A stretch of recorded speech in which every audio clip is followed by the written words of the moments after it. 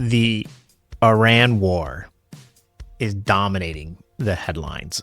When I sign into social media, it's basically almost all that I see. And I have an opinion. Hi, my name is Levi Spires. This is the Tip You in the App Daily Drive podcast. The Daily Drive is brought to you by the Gig You app. It's true. It's true. I have an opinion. And I think you probably do too. I think we all do. I think we all have opinions about everything. There's nothing I don't have an opinion on. But is it wise for me to talk about it? Oh, yes and no. Let's go through it here. Now, you might be like, Levi, you're an Uber driver. Why does it matter? That's a good point. When it comes to the war in Iran, I know very little about what's going on. I think I know a lot because I read newspaper articles, I watch YouTube videos, I see tweets and Facebook posts and everything else. But I really don't.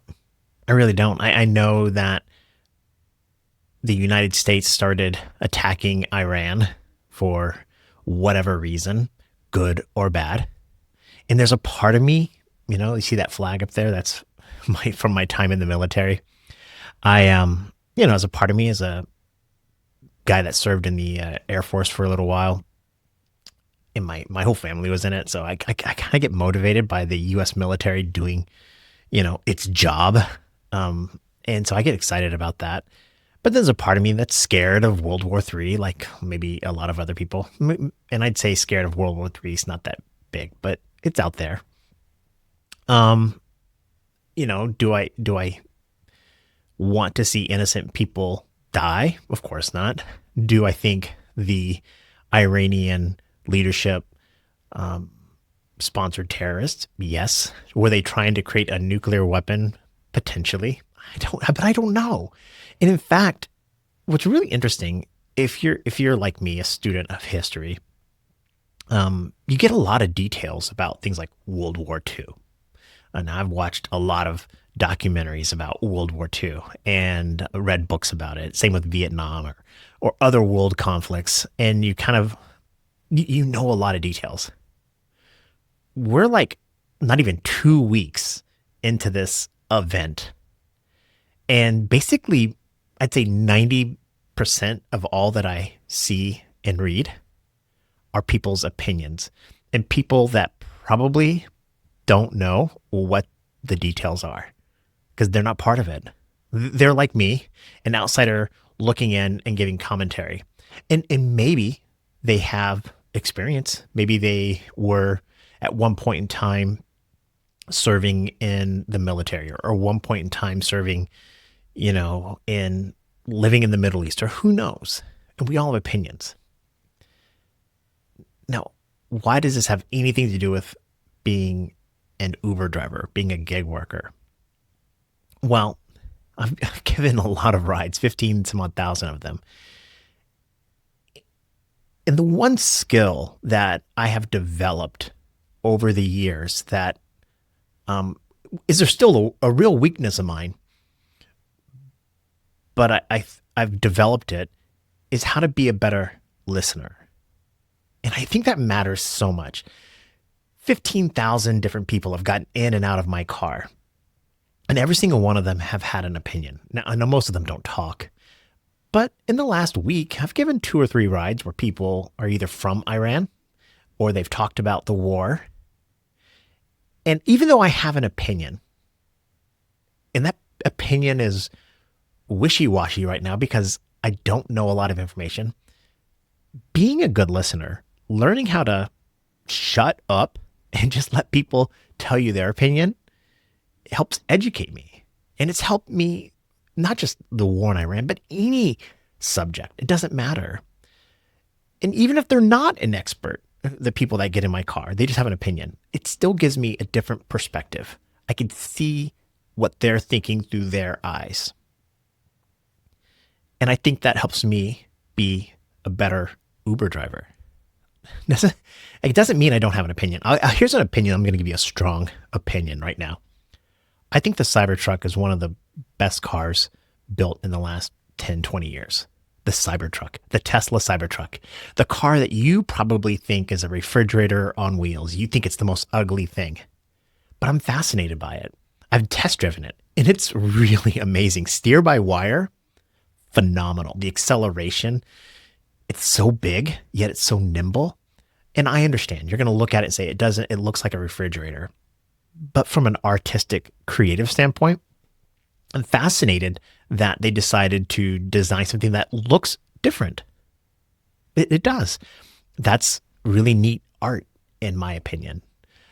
Yes, every other Dodge, Ford, whatever, they all look the same. They all look the exact same. The Cybertruck looks different, and that's kind of cool, as opposed to every single mid-size SUV. It just looks different. And I like the design constraints of them using stainless steel. Like they're going to design a vehicle out of stainless steel. And so that forced them to have constraints of flat panels. They couldn't really bend a lot of the panels. Doesn't mean it's a perfect car, but I like it. I think it's a great car. I love innovation. I love creators, designers, artists, pushing the boundaries. So I like it. There's a strong opinion for you. Now, there are passengers, Uber passengers that get in my car because I drive a Tesla. They don't like the Cybertruck and they'll tell me. They'll be like, oh, if you came in the Cybertruck, I would have canceled the ride. Okay. Why don't you like the car? And they'll give me the reasons why they don't like it.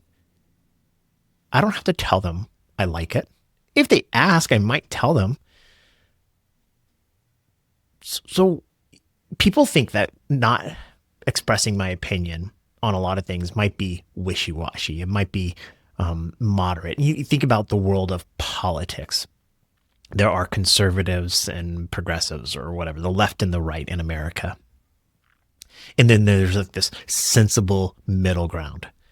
I don't think that really exists. I think we all have opinions about every subject, and that makes us right wing or left wing, and sometimes they mix. And if we merge all those opinions together, we might have like a more of a middle kind of thing. But we're opinionated. I just think, especially as service workers, people getting into our car, I'm not there to persuade anybody. I just think it's a great opportunity to learn.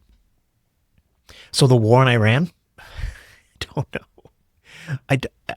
Like I say, I have very mixed opinions. It's one of those things, I guess maybe I am a moderate. I don't know. And we're not going to know the outcome of this decision and these actions for years, decades. So why even get worked up about it? Now, doesn't mean you shouldn't have an opinion and whatever. I'll leave you with this final thought.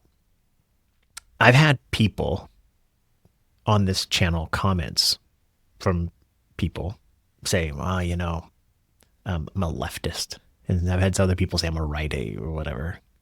You can Google me and you can find out everything you want to know. I'm not trying to hide things. I'm not trying to hide the ball.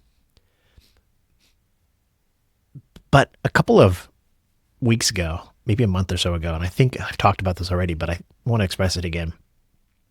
I lost a really good friend to politics. A friend of mine that we've been friends for almost 20 years. And he texted me saying that he can no longer be friends with me because of politics. His opinion was different than mine on certain things. And I think that's kind of what I'm getting at. There's real life here, right now. The person in my car, got to get them to a place safely. My friend, his family, real life, neighbors. The war in Iran or who got elected in an office, that's not, I know we think it's real life, but it's almost like it's on the internet. That's why I can't give you almost an opinion on the war in Iran. I think about it. I think about it a lot.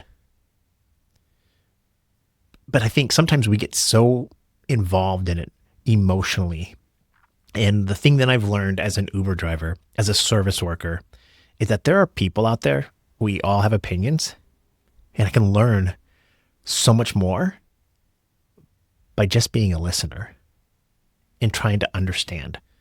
Doesn't mean I have to agree, doesn't mean I have to try to persuade, or just listen and learn. And that was one of the weakest things. If you were to ask my parents when I was growing up, or ask coworkers, people would say I'm the worst listener. You can even see, I'm going to give you some inside things. My eyes dart and wander because I'm thinking about things, and people would think that that's me not listening. That is, but I think one of the skills I've learned as an Uber driver is just to listen. Let me know your thoughts. Go into the comments and let's engage. Okay, real quickly. Hold April. She sent me a message, and she said, "Would you please do a dedicated video on the price of gas here in Virginia? We're already closer to making a minimum wage than ever before, and now add in the price of gas. What's the point?" Man, and tell you what, when the price of gas increases, you feel it right away. You feel it at the pump. And what I thought I'd do is I'd share some spreadsheets, some numbers that maybe would give you some encouragement. So I did some analysis. I'm going to go here. I'm going to go to my spreadsheet here. All right. So I took a look at this trip right here, this $265 trip. This is not mine. I found it on Facebook. Somebody got a trip offer for $265.25 to go 3.5 hours from somewhere. It was like Boston, maybe? Yeah, Boston to New York. And I created a spreadsheet. I like spreadsheets, so let's dive into it here. The price, let's say the price of gas is $3, and this is your miles per gallon. So 20, 30, 40, 50, because everybody's car has a little bit different. This kind of gives you a range. The trip is 214 miles. So how many gallons of gas did you use? 10 gallons of gas for this 20 miles per gallon for this trip versus 4.3. And this is with the price of gas at $3. Now she says that her gas price went up 80 cents. So instead of paying $3, maybe she's going to pay $3.80. So miles 214, the gallons are still the same. And then now the fuel cost is $40 versus 32. So gas went up $8 for this one trip if she's got 20 miles of the gallon. If she's getting a Prius getting 50 miles of the gallon, instead of paying $12, you're paying $16 for this one trip in fuel.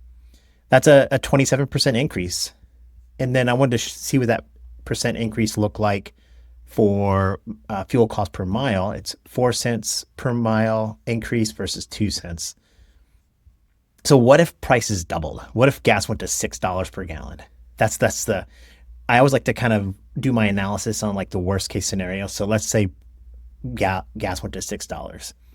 Now you're paying $64, and it costs you 15 cents per mile or 6 cents per mile for this one trip. Now, nobody's really going to take that trip, or some people do. I've done a few of them, so I shouldn't say that. What I want to do is look at it this way. The fare on this trip here, this is a real trip that I got, $6.50 for 18 minutes and 3.7 miles. I did not take this trip, so it just sits out there. Who knows what that was, but it's a good trip to look at. But multiple stops with a 4.67, that can't be good. Okay, let's take a look at it here. $6.50 fare. The miles, or 3.7 miles, fare per mile is $1.08. Let's make sure. Can I go ahead? Currency. There we go. So it's $1.76 per mile. So the price of gas is at $3. So you're using 0.09 gallons. Fuel cost is 26 cents at a 20 miles to the gallon car. It could be 11 cents if you're doing some sort of Prius. So your margin, just looking at fuel cost only, ignoring maintenance, depreciation, or anything else, just looking at it, your margin is 96 or 98%. If fuel prices doubled to $6, you're still using the same amount of gallons, but your fuel costs are now 53 cents. So instead of 26 cents at $3 a gallon, it's 53 cents. But your margin is still 92 to 97, depending upon where you're at. Okay. What what does that mean? It means that yes, you are feeling some level of cost. When you go to the gas pump and you're used to paying $3, and if the price went up to $6, you'd be like, wow, it's a lot more money. And especially if you're making barely above minimum wage, where she might be making money. But the reality is that I'm not saying you should go drive at $6 a gallon or drive a low miles per gallon car. What I'm saying is that in reality, you're still fuel costs are not a major part or cost of being an Uber driver. Depreciation is probably your biggest cost. Maintenance is up there too. Fuel's probably second to depreciation, but it's still small. You and your time is your biggest cost. If gas, and I have a Tesla, so I'm not overly worried about gas prices. Maybe electricity prices are going to go up too, with this war in Iran that we're talking about. But if you're going to decide to drive as an Uber driver, do DoorDash or whatever, fuel costs are not your biggest cost. Your time. Your time is your biggest cost. Because you could be doing something else with your time, from studying to pass the bar to become a lawyer to playing with your children, anything else. You could be working extra hours. Look at me. I make videos and I make creative content and things like that. We all have different things that we can be doing with our time. That's the biggest cost. So if gas prices were to increase and I had a car that I used for this, I think about it a little bit, but ultimately your margins are still going to be high, even with the doubling of the gas price. I don't think Uber or Lyft or DoorDash are going to give us any more money because of this. It is what it is. I just think focus on maximizing the use of your time. And so if you decide to go out and Uber drive, there's not much you can do about the gas price. So go make more money. I don't know if that helps, but I at least wanted to show you some numbers to say that gas prices going up does affect you, but probably not as much as we might think. Bailout sent me a comment. He goes, "No disrespect to you, brother, but I live in Syracuse myself. I've been doing Uber for almost 2 years. I started doing Lyft 5 months ago, and I get paid more doing Lyft than I do Uber. No disrespect." That's why it's so hard to say, here's exactly what you should do. I feel living in the city of Syracuse, Uber is going to pay me more. But here's a person with a very different opinion than me, saying that he's made more money as a Lyft driver over the last 5 months than he did as an Uber driver. I don't know. Instead of arguing with him and debating, maybe the best thing I can do is find out how and why, learn from this person why they're able to make more money doing Lyft than Uber. It's there's no wrong way to do this gig. I think that's the thing I get to the most. I think each one of us have found a way to be happy and satiated with the gig at some level. And that's why some people like doing food delivery over passengers. Some people like doing airports over short college runs. Some people like doing Uber. Some people like doing Lyft. There's no wrong way to do it. And it's good. It's good. I'm glad you're making more money with Lyft, and send me your secrets. Let me know. Prodigy says, I was told I'll tip you in the app for the first time today by a passenger, and it made me think of you. Nice. I probably hear it about once or twice a week that people will tip me in the app, and about majority of the time they still do. It's those times when they tell you and they don't do it. That's the times I remember the most. But did you get the tip? I hope you did. I really do. Shout out to the sponsors, Gig U, Red Tiger, and LaceFit. I super appreciate helping fund this, build this brand and this project. Drivers, I'm creating this content hopefully to help and inspire you. I want you to be informed, educated, motivated, and make wise decisions. I want you to be safe, healthy, and happy. I want you to make as much money as possible, but I want you to know mostly that I'm cheering for you. My name is Levi Spires. Thank you. Be well. Bye.